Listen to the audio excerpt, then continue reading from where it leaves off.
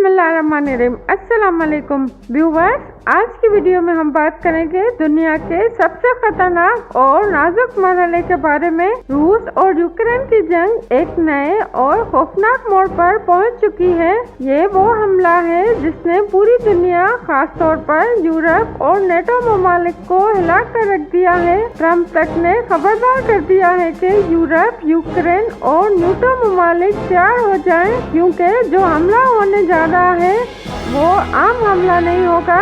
ये हमला हो सकता है यूक्रेन की क़यादत को निशाना बनाने, और यही सबसे बड़ा खतरा है। अब आप खुद सोचें, यूक्रेन की तरफ से जो 500 ड्रोन रूस पर दागे गए वो तबाहकुन थे।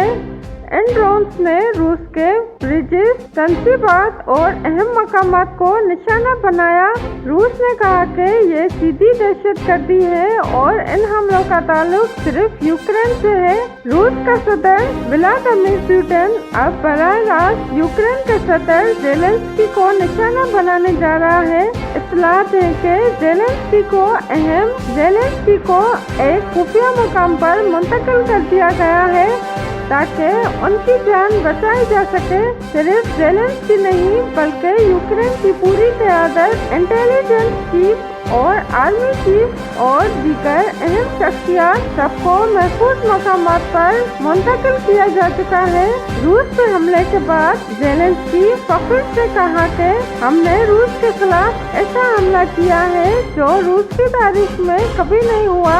इन ड्रोन्स को लकड़ी के केबिन्स में छुपाकर ट्रकों के जरिए रूस के अंदर स्मगल किया गया और फिर अचानक फिजा में छोड़ा गया। ये हमला किसी फिल्मी सीन से कम न था। ज़ेलेंस्की ने कहा कि ये हमला इतना तबाहकुन था कि रूस को सिर्फ चंद लम्हों में $7 अरब का नुकसान हुआ। इसके बाद उन्होंने साफ कर दिया कि अगर किसी को शक है कि हम रूस पर वार नहीं कर सकते तो अब शक खत्म कर दे। रूसी क़यादत ने इस हमले को जंग का आगाज करार दिया। पुतिन ने हुक्म जारी कर दिया है कि ज़ेलेंस्की को हर हाल में निशाना बनाया जाए। इस वक्त रूस खुलकर हर हद पार करने के लिए तैयार है। अब सवाल ये है कि ये सब मुमकिन कैसे हुआ।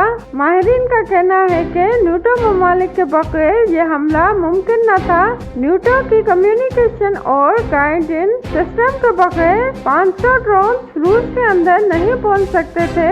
ट्रम्प ने भी इशारा दे दिया है कि अगर रूस हमला करेगा तो सिर्फ यूक्रेन पर नहीं बल्कि नेटो के ममालिक भी जद में होंगे। नेटो अब बराह रास्त इस जंग में दाखिल हो चुका है।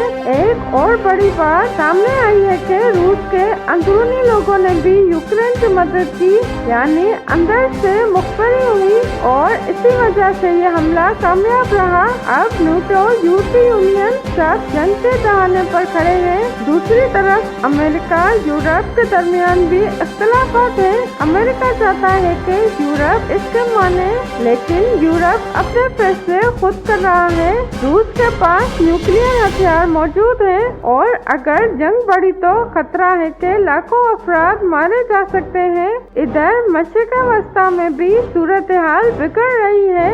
इसराइल ने शाम में बमबारी की, तुर्की और शाम में भी हालात बिगड़ रहे हैं। यह सब कुछ जाहिर करता है कि यूक्रेन को आलमी हिमायत हासिल है, जबकि रूस तन्हा हो चुका है।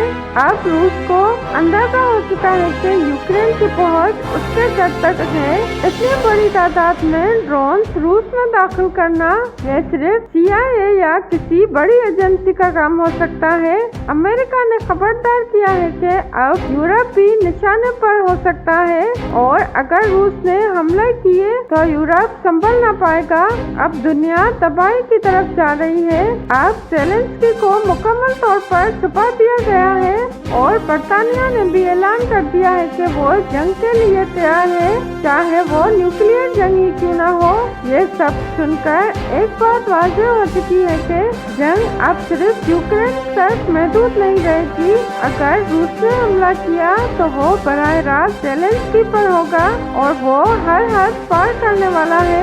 व्यूवर्स, दुनिया एक खतरनाक मोड़ पर है। ये वक्त दुआ करने का है कि अमन की उम्मीद रखने का, क्योंकि अगर अगर ये जंग बढ़ी तो ये इंसानियत के लिए बड़ा सानिया हो सकता है। अगर आपको वीडियो पसंद आई तो इसे लाइक करें, शेयर करें और नीचे कमेंट करके अपनी राय जरूर दें। अल्लाह ताला दुनिया को जंग से महफूज रखे।